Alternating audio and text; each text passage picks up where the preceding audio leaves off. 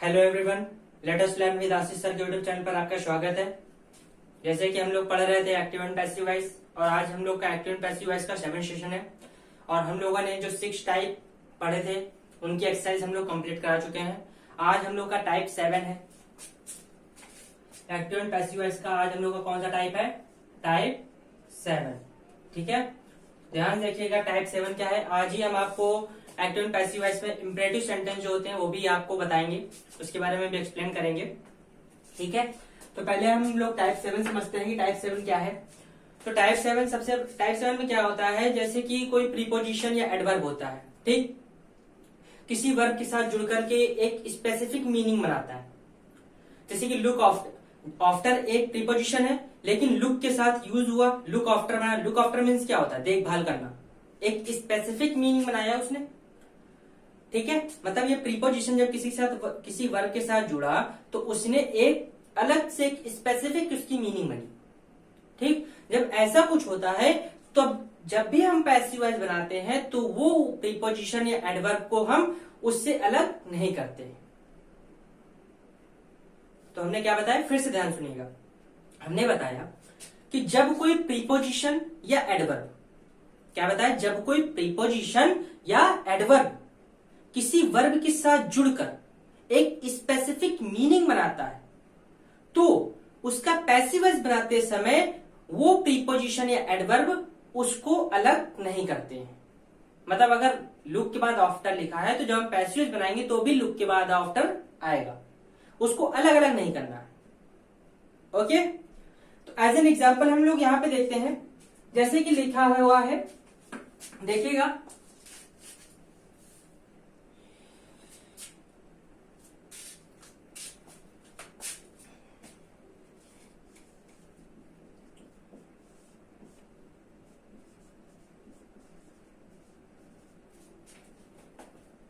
mothers look after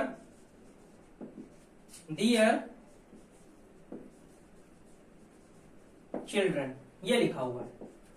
ठीक, क्या लिखा है? Mothers look after their children. जो माताएं होती हैं वो अपने बच्चों की देखभाल करती हैं। ठीक है, तो अब हम इसका जब पैसिव वॉइस बनाएंगे तो देखिएगा, सबसे पहले क्या आएगा, डियर चिल्ड्रन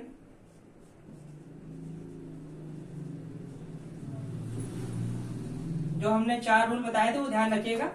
उसके बाद हमें क्या देखना है, ऊपर टेंस देखना है। टेंस क्या है? Present indefinite. तो हेल्पिंग वर्ब किसकी आएगी? प्रेजेंट कॉन्टिन्यूअस की, मींस इज एम आर। तो डियर चिल्ड्रन आर, लुक की थर्ड फॉर्म क्या होती है? लुक्ड। अब लुक्ड के जस्ट बाद ही हमें क्या लगाना है? आफ्टर। ठीक, बाय मदर्स।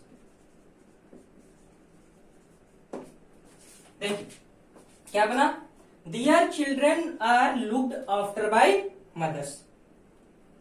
ओके, तो चाहो तो आप ये भी कर सकते हो कि ये दियर उठा करके उधर लगा दो,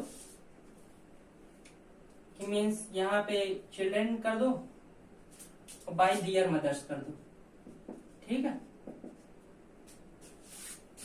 इस तरीके। तो children are looked after by their mothers. Okay, समझ में आ गया? अगला बताया जाए। अब जब अगला एग्जांपल बताएंगे तो आपको बहुत अच्छे समझ में आ जाएगा। जैसे अगला एग्जांपल है,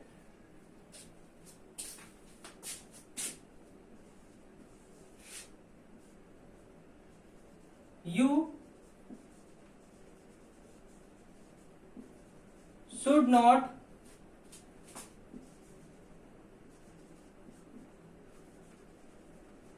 look down, you should not look down upon the poor।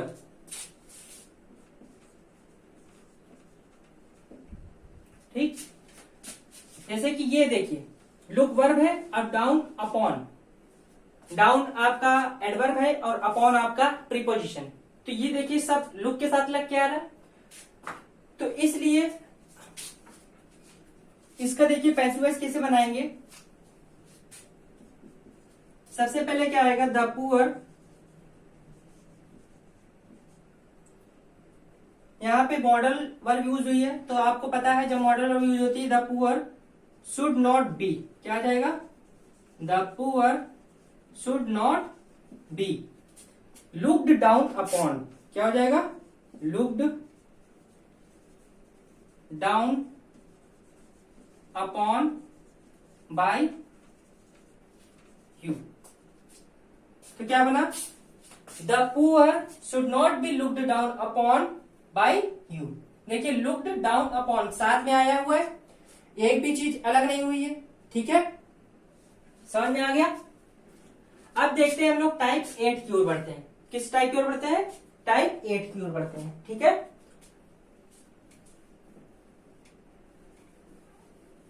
देखिए टाइप 8 में क्या है? टाइप 8 में कुछ वर्ब्स हैं, कुछ स्पेसिफिक वर्ब्स हैं जो ऑलरेडी पैसिव वॉइस में इंफिनिटिव बनाती हैं।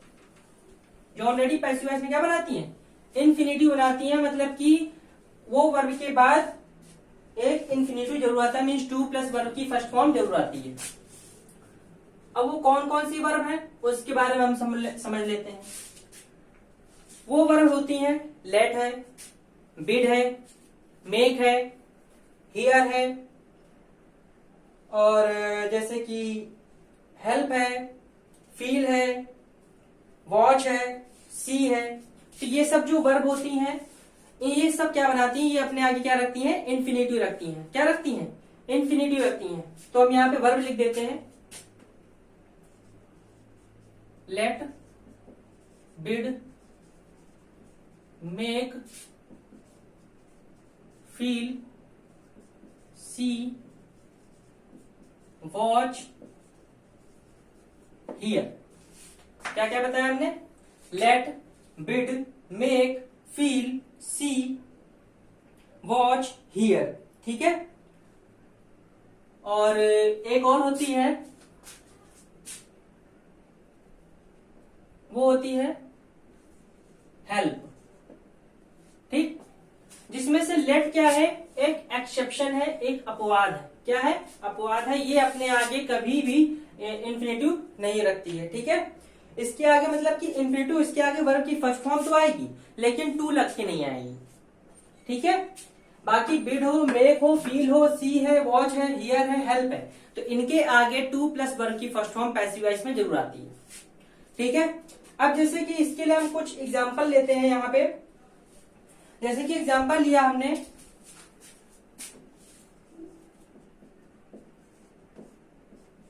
आई बेड हिम गो, मैंने उसे जाने से मना किया। क्या लिखा है? I bade him go. Bid means मना करना होता है, क्योंकि सेकंड फॉर्म है इसलिए आई बेड हिम गो। देखिए इसको कैसे बनाएंगे। ही वॉज हो जाएगा, ही वॉज। बिड की थर्ड फॉर्म क्या होती है? बिडन होती है। अब ये जो वर्ब है इसको इन्फिनिटिव बना के लिखेंगे, to go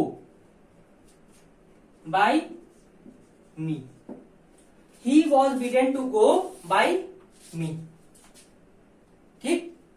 he was bidden to go by me. Understood? कोई दिक्कत? ऐसे ही एक और एग्जांपल जैसे कि हम लोग ले लेते हैं। लिखा हुआ है जैसे कि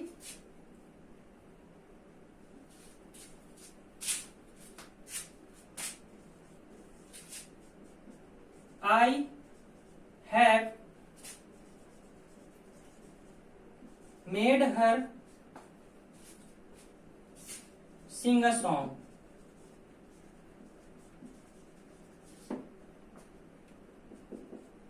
देखिए इसको कैसे बनाएंगे। हर को पहले इधर लिखेंगे सी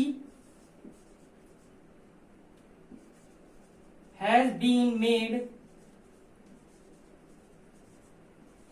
to sing a song, to sing a song. क्या बनाया हमने?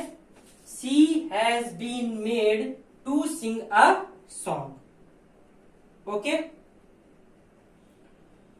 अगला देखें।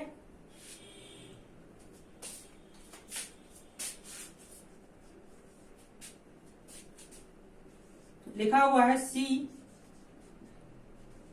लेट मी गो। क्या लिखा है? सी लेट मी गो।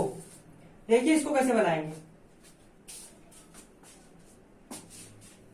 ये इधर आएगा आई वॉज लेट। हमने जैसा कि बताया इनके आगे तो टू प्लस वर्ब की फर्स्ट फॉर्म आई, लेकिन इसके आगे इन्फिनेटिव नहीं बनेगा, इसके आगे डायरेक्टली वर्ब की फर्स्ट फॉर्म आ जाएगी, लेट गो। तो क्या बना? I was let go by her. इस तरीके से I was let go by her. समझ में आ गया?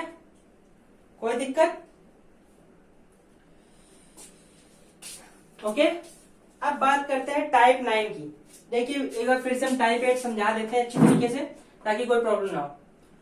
हमने क्या बताया? Let, bid, make, feel, see, watch, hear and help. ये कुछ वर्ब हैं, स्पेसिफिक वर्ब्स हैं। इनके आगे हमेशा जो वर्ब आएगी वो इंफिनिटिव में आएगी। कैसे आएगी? इन पैसिव वॉइस में, ध्यान रखना पैसिव वॉइस की बात कर रहे हैं। कैसे आएगी? इंफिनिटिव में आएगी। जैसे कि यहाँ पे हमने बनाया था आई बेड हिम गो, तो क्या बनाया था? ही वॉज बिडन। इंफिनिटिव बनाया गो का, टू गो बाई मी।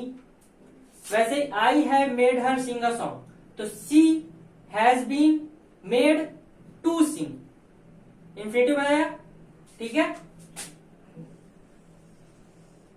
ये देखिए इंफिनिटिव बनाया था तो टू सिंग अ सॉन्ग। अब यहां पे देखिए क्या यूज हुआ था? लेट। और हमने क्या बताया था? Let is an exception. ये एक अपवाद होता है, ठीक है। इसमें क्या होता है? लेट के बाद जब भी कोई वर्ब आती है तो वो हमेशा फर्स्ट फॉर्म में ही आती है, उसके लिए इंफिनिटिव बनाने की जरूरत नहीं पड़ती है, ठीक है। इसलिए I was let go by her. Okay. अब हम लोग बात करते हैं टाइप 9 की।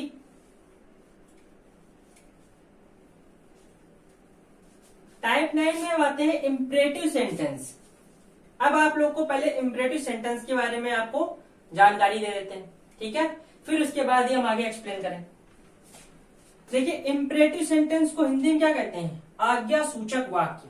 क्या कहते हैं? आज्ञा सूचक वाक्य। चलिए लिख लेते हैं।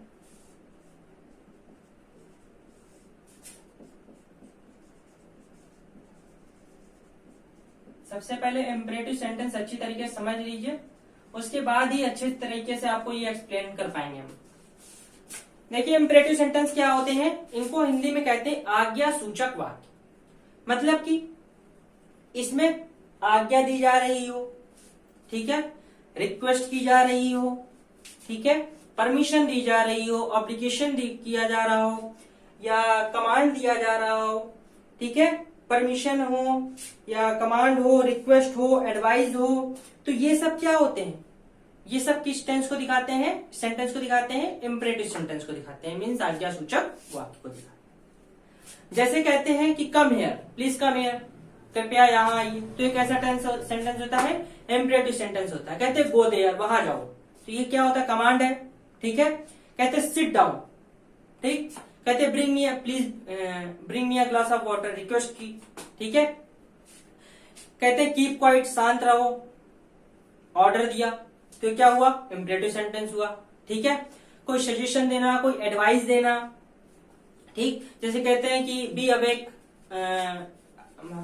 अर्ली गो टू बेड, ये सब जो बोलते हैं, तो ये सब जो एडवाइस वगैरह होती हैं, ठीक है। वॉक फास्ट, तेज चलो, तो ये सब जो एडवाइस वगैरह होती हैं, तो ये सब क्या होती हैं? सब किसके अंतर्गत आती हैं? इंपरेटिव सेंटेंस के अंतर्गत आती हैं। इंपरेटिव सेंटेंस में क्या होता है? कर्ता छुपा रहता है। कर्ता हमेशा यू होता है, इसमें सब्जेक्ट हमेशा क्या होता है? यू होता है। यू क्यों होता है? क्योंकि हमेशा ऑर्डर देने वाला इंसान क्या होता है? सामने होता है। वो हमेशा अपने सामने वाले व्यक्ति के साथ ही ऑर्डर, परमिशन, एडवाइस, कोई भी चीज अगर आप देना चाहोगे, रिक्वेस्ट भी करना चाहोगे, तो वो व्यक्ति क्या होना चाहिए? सामने होना चाहिए। बिना सामने क्या इंसान किसी से रिक्वेस्ट कर सकता है? आप हमारे सामने जैसे खड़े हो तो हम आपसे रिक्वेस्ट कर सकते हैं, ठीक है। तो यानी कि आप सामने खड़े हो तभी तो हम रिक्वेस्ट कर पा रहे हैं, तभी तो उसके लिए सिर्फ एक ही सब्जेक्ट यूज होता है, जो सामने होता है। जहां पे दो व्यक्ति हो तो वहां पे यू ही यूज होता है, ठीक। तो इसलिए वहां पे सब्जेक्ट यू छिपा रहता है, ठीक। ये नहीं कहते हैं कि you bring me a glass of water. You क्या है, क्या जरूरत है, जो सामने खड़ा उसी से कहा जा रहा है, इसलिए यू इसमें छिपा रहता है। ठीक है, तो ये क्या होते हैं, इंपरेटिव सेंटेंस होते हैं। अब इंपरेटिव सेंटेंस का जो हम पैसिव वॉइस बनाने जा रहे हैं, तो इनको हमने दो भागों में बांटा है। कितने भागों में बांटा है, दो भागों में बांटा है। पहला वाला भाग जो है वो है कमांड एंड ऑर्डर। क्या है, कमांड एंड ऑर्डर। ठीक, सेकंड वाला हमें किसने बांटा है, परमिशन, रिक्वेस्ट एंड एडवाइस। तो हमने इंपेरेटिव सेंटेंस जो पैसिव वॉइस बनाने जा रहे हैं, तो हमने इसको दो भागों में बांट दिया। पहले भाग को कमांड एंड ऑर्डर बांट दिया, दूसरे भाग को हमने परमिशन, रिक्वेस्ट एंड एडवाइस बांट दिया। इसलिए हमने बांट दिया ताकि इसको समझाने में आसानी रहे। ठीक, क्योंकि दोनों के जो तरीके हैं वो थोड़े थोड़े अलग होते हैं। ठीक, देखिए कैसे होती है। सबसे पहले हम बात करेंगे कमांड एंड ऑर्डर की। कमांड मतलब क्या होता है, निर्देश देना, आदेश देना। ऑर्डर मतलब क्या होता है, आदेश देना। कमांड कौन दे सकता है, कमांडर कोई बड़ा ऑफिसर होगा वही कमांड देगा। ऑर्डर भी कोई टीचर वगैरह, कोई आपके बड़े बुजुर्ग वही ऑर्डर देंगे। ठीक, जो भी आपके अंडर्स होंगे तो वो ऑर्डर देंगे। ठीक है, तो वो अब कमांड एंड ऑर्डर की बात करते हैं। तो जो कमांड एंड ऑर्डर होते हैं, इनको भी बनाने के कितने तरीके होते हैं, दो तरीके होते हैं। ठीक है, देखिए दो तरीके क्या होते हैं, तो इसको हम रब कर देते हैं।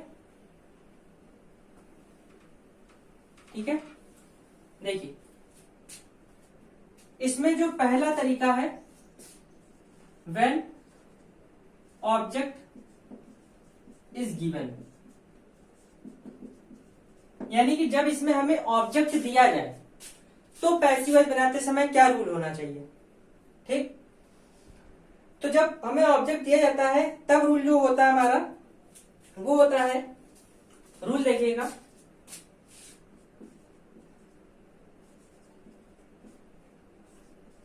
लेट आएगा, फिर उसके बाद ऑब्जेक्ट आएगा, फिर उसके बाद बी आएगा और फिर वर्ब की third form means past participle. क्या आएगा, पास्ट पार्टिसिपल। लेट, फिर ऑब्जेक्ट, फिर बी, फिर वर्ब की थर्ड फॉर्म। ओके, अब जैसे कि इसको हम एक एग्जांपल के तौर पर समझ लेते हैं।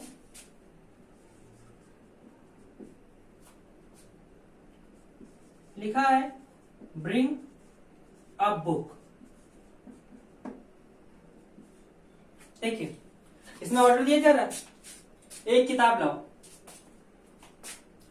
तो सबसे पहले इसमें देखिए ऑब्जेक्ट गिवन है, हाँ गिवन है ए बुक, क्या लाओ, बुक लाओ। तो इसको कैसे बनाएंगे, जैसा रूल बताया, सबसे पहले क्या यूज करेंगे, लेट, फिर आ बुक, फिर उसके बाद बी, फिर ब्रिंग की third form brought. Let a book be brought. Bring a book का क्या बना, let a book be brought. ठीक, समझ में आ गया। अगला देखिए,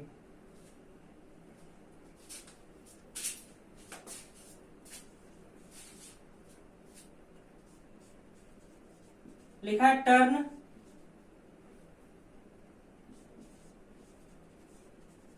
पायल आउट।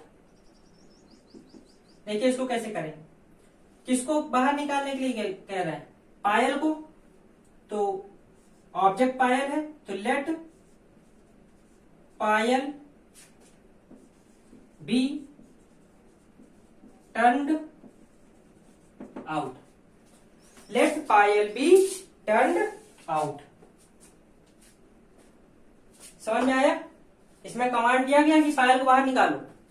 ठीक, तो इसलिए क्या बना, लेट पायल बी टर्न्ड आउट। ओके, समझ में आ गया। आगे देखिए, अब हम लोगों ने कमांड एंड ऑर्डर में फर्स्ट टाइप पढ़ लिया, जब ऑब्जेक्ट हमें दिया जाता है। अब सेकेंड रूल इसका क्या होगा, जब अगर ऑब्जेक्ट ना दिया जाए। इसमें तो मान लो अभी ऑब्जेक्ट दिया जा रहा है। ठीक, अब कभी कभी क्या होता है, इंपरेटिव सेंटेंस में ऑब्जेक्ट आपको दिया ही नहीं जाता है। Object is not given, when object is not given, तब क्या रूल होगा?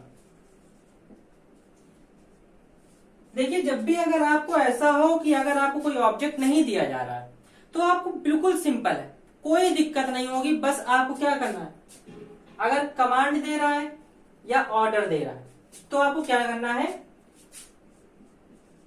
यू आर, आप कमांडेड लगा सकते हैं और ऑर्डर्ड भी लगा सकते हैं। तो यू आर कमांडेड या ऑर्डर्ड, ठीक है। फिर टू और फिर डैश डैश, जो भी आगे लिखा हो सेंटेंस आपको पूरा वैसे ही नोट कर देना है। अगर आपको किसी इंपरेटिव सेंटेंस में कमांड और ऑर्डर चल रहा हो, आदेश दिया जा रहा हो और उसमें ऑब्जेक्ट ना दिया गया हो, तो आपको क्या करना है कि यू आर कमांडेड टू या you are ordered to use करना है, और सेंटेंस जैसा भी लिखा हो उसको वैसे ही नोट डाउन कर देना है। ओके, जैसे कि हम इसमें पहले एग्जांपल में समझ लेते हैं। लिखा हुआ है जैसे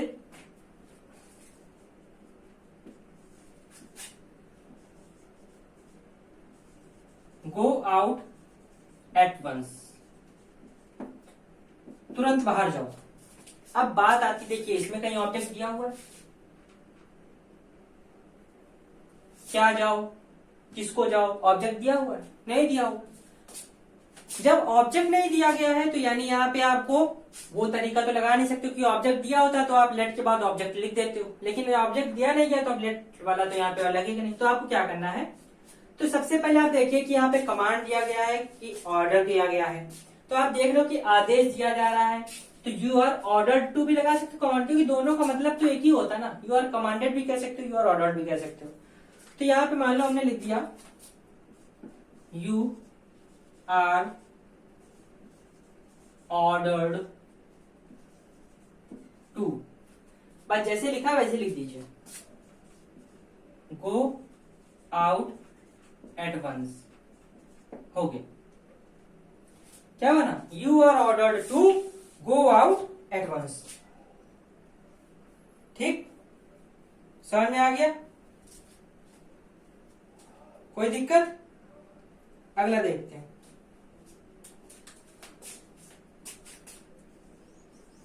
लिखा है डोंट स्टे हेयर, यहां मत ठहरो।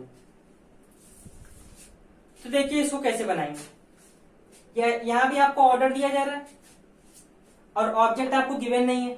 जब ऐसा हो तो आपको क्या करना है, यू आर ऑर्डर्ड।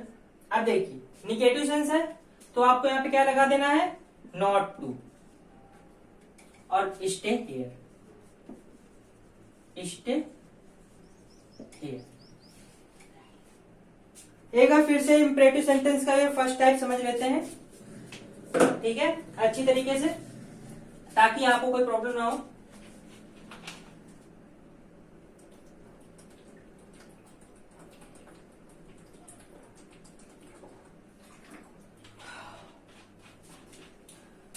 देखिए इंपरेटिव सेंटेंस का मतलब हमने बताया था आज्ञा सूचक वाक्य, जिसमें कमांड हो, ऑर्डर हो, रिक्वेस्ट हो, परमिशन हो, एडवाइस हो। तो ये सब जो मतलब जिसमें ये सब सेंस आते हो तो वो सब सेंटेंस कौन से होते हैं, इंपरेटिव सेंटेंस मींस आज्ञा सूचक वाक्य। हमने इंपरेटिव सेंटेंस को पैसिव बनाते समय दो भागों में बांट दिया। कितने भागों में बांट दिया, दो भागों। एक को कमांड एंड ऑर्डर में बांट दिया और एक को परमिशन, रिक्वेस्ट और एडवाइस में बांट दिया। हम लोग यहाँ बात कर रहे थे कमांड एंड ऑर्डर की, मतलब अगर कमांड एंड ऑर्डर दिया जा रहा हो तो आप कैसे बनाएंगे। तो कमांड एंड ऑर्डर में क्या होता है, जब भी आप आदेश देते हो तो किसी ना किसी ऑब्जेक्ट को देते हो या तो ऑब्जेक्ट नहीं होता है। ठीक, दो तरीके होते हैं। तो पहले वाला तरीका हमने बताया जिसमें ऑब्जेक्ट गिवन नहीं होता है, सॉरी ऑब्जेक्ट गिवन होता है, जिसमें ऑब्जेक्ट आपको दिया जाता है। जब आपको ऑब्जेक्ट दिया जाता था आप कैसे बनाते हो, तो उसका रूल हमने क्या लिखा था, लेट, उसके बाद ऑब्जेक्ट, उसके बाद बी और फिर वर्ब की थर्ड फॉर्म। सिंपल। जिसके लिए हमने जैसे कि लिखा था टर्न पायल आउट, तो उसमें क्या बनाया था, लेट पायल बी टर्न्ड आउट।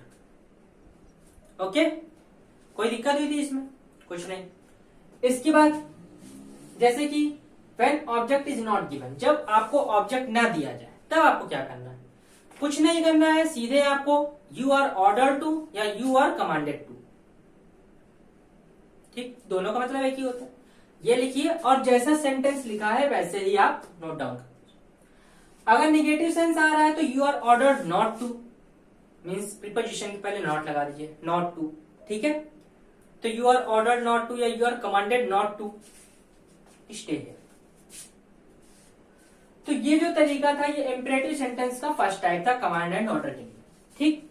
अब इसके बाद जो परमिशन, रिक्वेस्ट और एडवाइस के लिए, ये हम आपको कल बताने वाले हैं। ओके, अगर आपको आज का जो सेशन है वो पसंद आया हो तो तुरंत प्लीज हमारे सेशन को लाइक कर दीजिए, ठीक है।